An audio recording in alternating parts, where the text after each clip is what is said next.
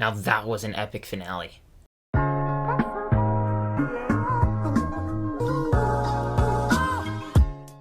The final 2 episodes of Stranger Things 4 have officially dropped on Netflix. And now if you missed my full review of the first part of it, I'll leave it linked right up above. You can go check it out, hear my thoughts on the first half of the season. But today we're going to be talking about Volume 2, the last 2 episodes of the season, almost 4 hours long. When it comes to the first half of the season, I was really enjoying it. And actually one of my biggest issues with it, and I'll start off with this, is that I was a little iffy about the whole non-week-to-week release date strategy of each episode. Streaming services like Amazon, HBO, Disney Plus, they're all week-to-week episodes, and I like that format more, I will say that still. One of my worries about Stranger Things 4 was that it wasn't going to stay inside of everyone's discussion, but I will say, Stranger Things has managed to stay at the top of every single conversation, I feel like, in the media space. That just goes to show you how great this show is. So we're talking about on social media or just conversations between me and my friends or social media friends as well. We're all talking about Stranger Things because it manages to keep you on the edge of your seat within each episode, and you want to keep talking about it. You want to discuss with your friends what are your predictions, what are your theories for what was next and what was going to come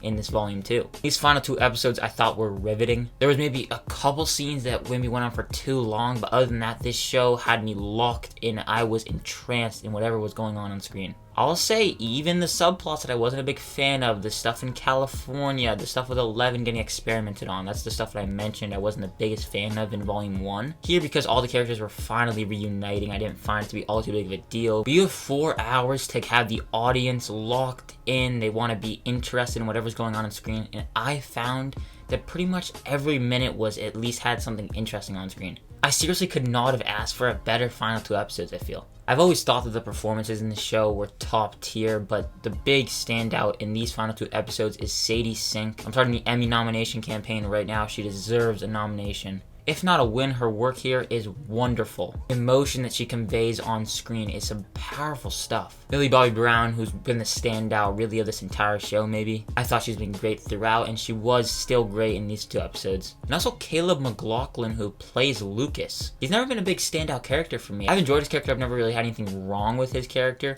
but here, the performance that he gives in these 2 episodes, there's some big emotional moments for his character, and man, he did a great job. That's something else that I will say. All the emotional moments hit. I've never really gotten so emotional in Stranger Things, but in these 2 episodes, I got emotional. I was getting choked up. I felt like I was gonna bawl. And I will be talking about spoilers, so here's your spoiler warning. We're going to talk about it in 3, 2, 1. Whether we're talking about the reunion of Eleven and Hopper, which is just so heartwarming. You can't help but have a big smile on your face while watching that. Then you go over to the Upside Down and Eddie, who sacrifices himself. Man, that was the one that got me the most emotional. His character this season was such a standout. Arguably the best part about this season, but that's an argument to be had. I'm so sad to see his character go. Maybe we'll get more of him, you never know, maybe some flashbacks. The way that he sacrificed himself for not only Dustin, but Hawkins. And then when he's just slowly dying and Dustin's just crying over him and he's talking about how he didn't run away.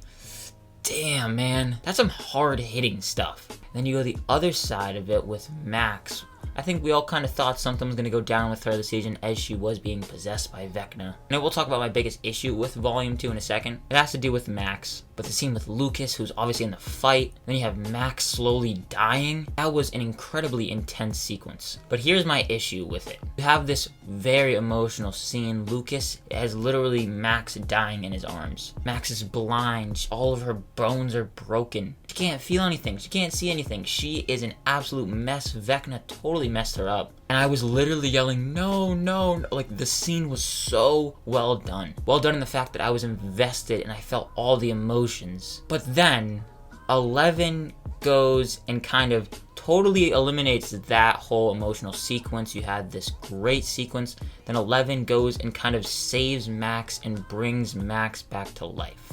That's where I get frustrated. Because I felt like the scene worked so well, and it would have made me even more emotional when you get to like the final scenes of the entire episode. The fact they did a switcheroo and baited you into thinking that Max was dead, and then all of a sudden she's not because Eleven brings people back to life. I don't know about all that. And I'm especially interested to see how they move forward with Max as a character. And something else I do want to talk about, which I was worried that they were going to do, but luckily they kind of saved themselves. And that was everything with Papa. I was worried they were going to give him a redemption arc. I've never been a fan of his character. He's always been kind of evil.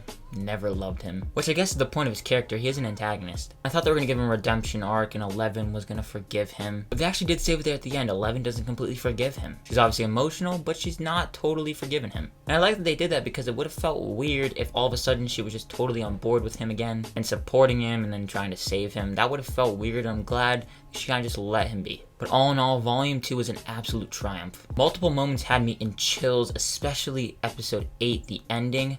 Damn, there were just so many scenes in these 2 episodes. 2 episodes consisting of 4 hours, which is just crazy to say, that were incredibly epic. Had me on the edge of my seat, rooting for our characters on screen, screaming at the TV. It's all the emotional beats. It's really the first time I've gotten very emotional in Stranger Things, I'll say that. And again, the performances are top tier, some of the best we've seen on TV right now. At the end of my Volume 1 review, I said I was going to revisit this, think about what my final grade for this season is. And then I was going with a B+. Now I'm feeling more an A-.